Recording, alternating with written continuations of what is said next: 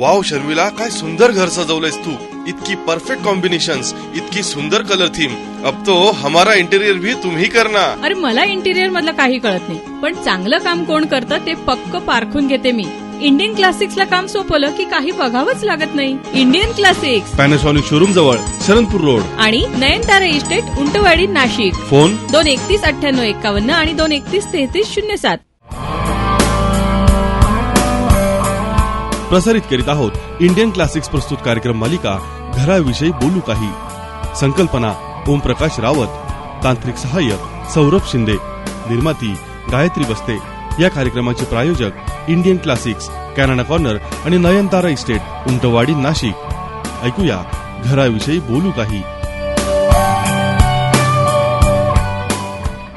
श्रोतेहो नमस्कार. Indian classics प्रस्तुत घराविषयी बोलू काही या कार्यक्रम मालिकेमध्ये आपल्या सगळ्यांचं मनपूर्वक स्वागत. आज आपण आमंत्रित केलेलं आहे इंडियन क्लासिक्सचे संचालक ओमप्रकाश रावत सरांना. रावत सर नमस्कार. नमस्कार सर, कार्यक्रम मालिकेच्या मागील भागामध्ये आपल्या असं लक्षात आलं होतं की इंटिरियर डेकोरेटरची आवश्यकता घराचं काम करत असताना खूप महत्वपूर्ण असते.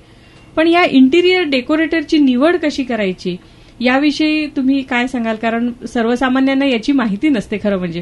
हा खूप चांगला प्रश्न विचारलात. हा प्रश्न प्रत्येकालाच पडू शकतो.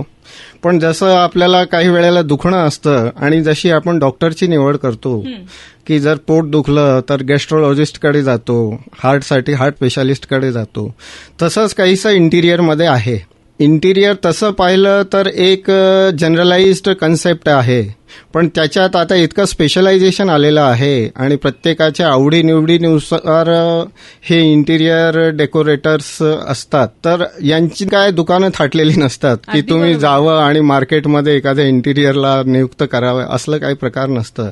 खरं म्हणजे मलाही हेच विचारायचं होतं की एखादी गाडी जर घ्यायची असेल तर आपण पटकन ट्रॅव्हल एजंटला फोन करतो, पण इंटिरियर डिझायनरची निवड कशी करायची? आता त्याच्यात सगळ्यात सोपा मार्ग हा आहे की तुमच्या रिलेशन्समध्ये, मित्रवर्गामध्ये ज्या कोणी नवीन घर केलेलं असेल ते तुम्ही पाहिलेले असतात आणि तुम्हाला बऱ्याचदा ते आवडलेली असतात.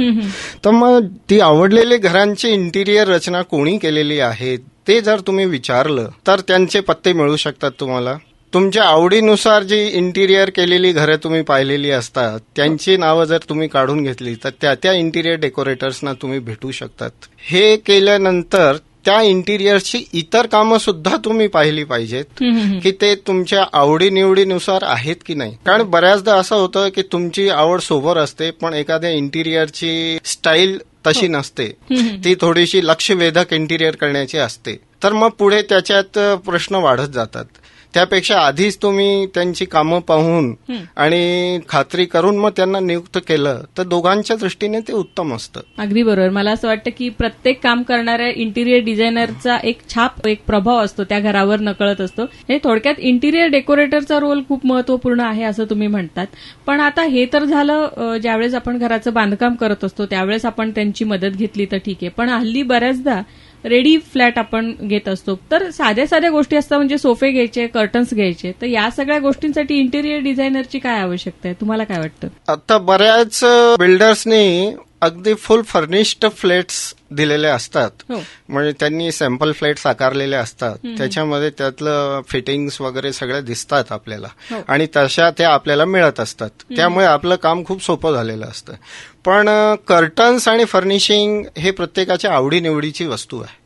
ती एकदम स्टँडर्डाइज घेण्याकडे आपला कल नसतो, कारण त्या इंटिरियरवर आपली छाप असायला हवी असते. ज्या घराचं इंटिरियर जसं असतं ते तुमच्याविषयी बोलत असतं, तुम्ही रिफ्लेक्ट होता त्याच्यामध्ये, त्यामुळे त्याच्यावर तुमचा ठसा असणं आवश्यक आहे. पण अर्थात त्यासाठी अगदी इंटिरियर डेकोरेटरला नियुक्त करण्याची तशी काही आवश्यकता नसते. ती एक्सपर्टाईज आम्ही देत असतो. आम्हाला 10 वर्षाच्या अनुभवाने खूप काही आम्ही तुम्हाला सांगत असतो. ज्या चुका होण्याची शक्यता असते त्याविषयी तुम्हाला सावध करत असतो.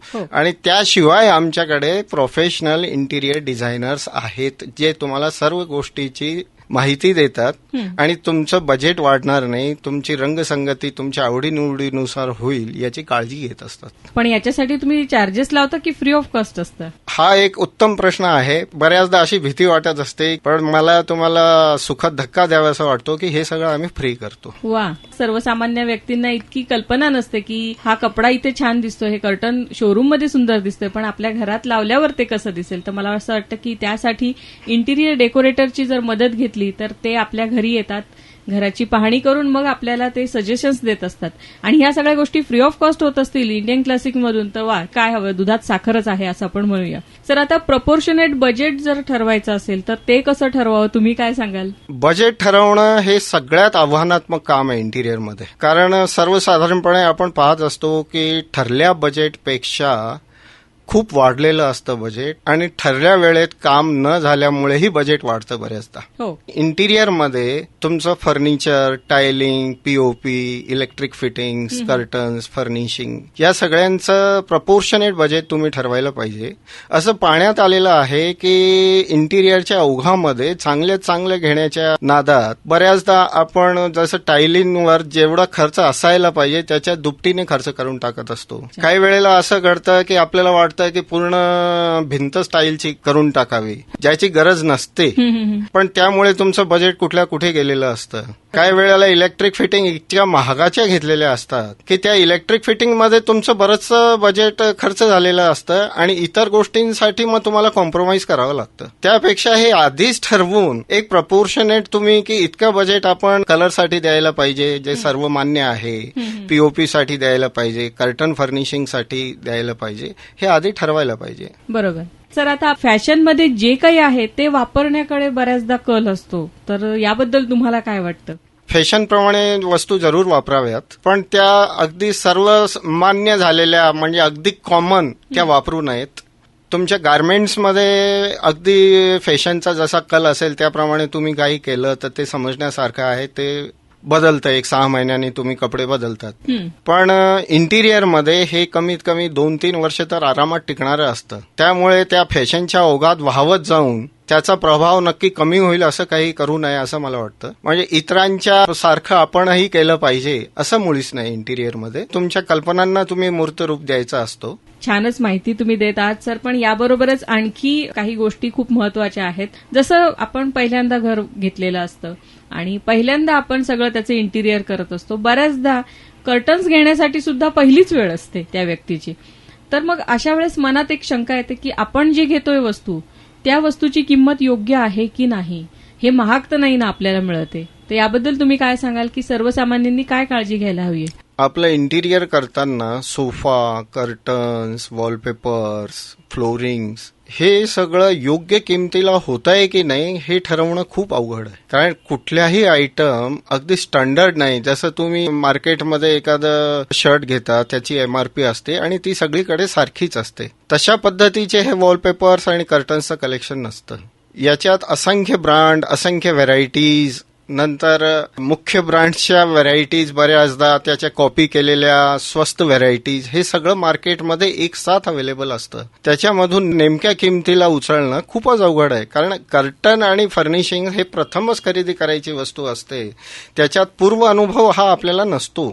तर त्याच्यामध्ये डिस्काउंटपेक्षा ती योग्य किमतीला आहे की नाही हे ठरवणं खूप आवश्यक असतं आणि त्यासाठी विश्वासार्ह पर्याय निवडणं खूप आवश्यक असतं. कारण माणूस हा विश्वासार्ह नसेल तर तो कुठल्या तरी एका किमतीत तुम्हाला खूप डिस्काउंट देऊन कदाचित दुसऱ्या किमतीत त्याचा फटका पडण्याची शक्यता असते आणि तुम्हाला सर्व गोष्टींचा समान नॉलेज असणं अजिबातच शक्य नाही. तर याच्यात एकच आहे की जिथे कमीत कमी डिस्काउंट असेल ते दुकान निवडणं सगळ्यात सोपं असतं. कारण फिक्स रेटचं दुकान हे सगळ्यांसाठी फिक्स असतं आणि त्यांनी रिझनेबल रेट लावलेले असतात, म्हणूनच ते फिक्स रेटवर चालत असलेलं असतं. आमच्याकडेही डिस्काउंट मिळतो, नाही मिळत असं नाही, पण त्याचं प्रमाण अगदीच मर्यादित आहे. खरेदीच्या प्रमाणाप्रमाणे ते डिस्काउंट असतं.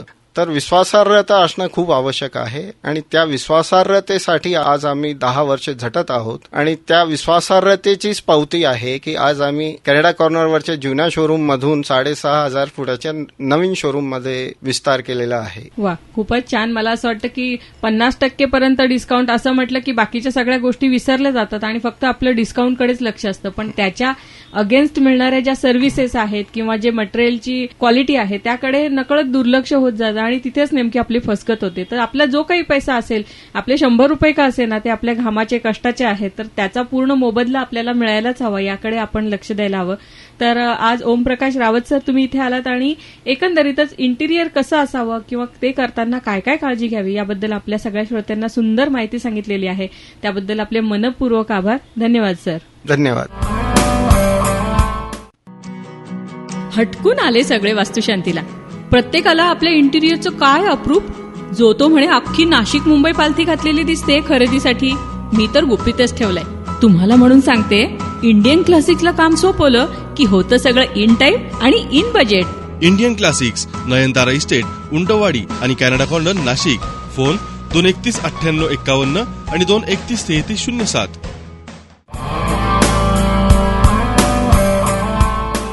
श्रोते हो, आपण आत्ताच ऐकत होतात इंडियन क्लासिक्स प्रस्तुत कार्यक्रम मालिका घराविषयी बोलू काही.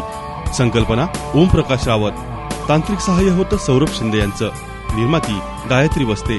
या कार्यक्रमाचे प्रायोजक इंडियन क्लासिक्स, कॅनडा कॉर्नर आणि नयनतारा इस्टेट, उंटवाडी, नाशिक.